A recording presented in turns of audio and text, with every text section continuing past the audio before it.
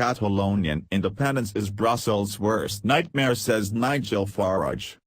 The European Union was plunged into crisis last night as Spain faced breaking apart.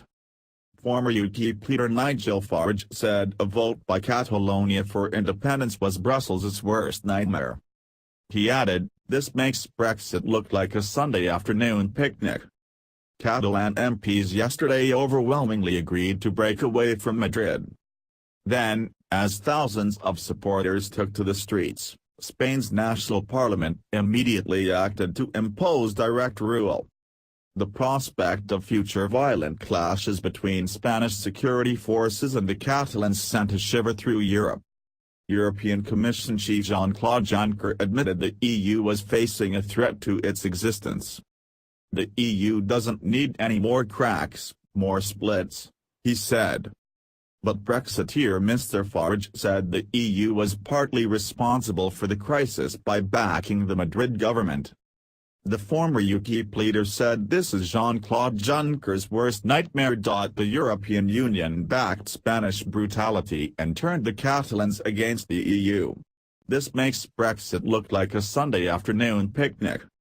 The crisis began less than a month ago when a referendum backed independence, despite violence at the polls as Spanish National Police tried to stop it taking place.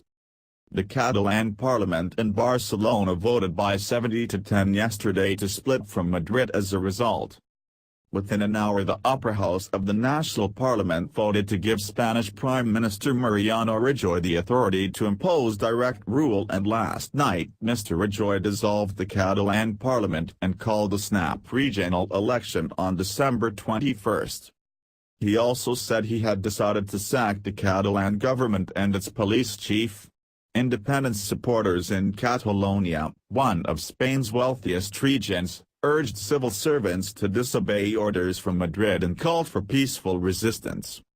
In London, Theresa May was among the first to come out in support of Mr. Rajoy. A Downing Street spokesman said, "The UK does not and will not recognise the unilateral declaration of independence made by the Catalan Regional Parliament. It is based on a vote that was declared illegal by the Spanish courts. We continue to want to see the rule of law upheld, the Spanish Constitution respected, and Spanish unity preserved."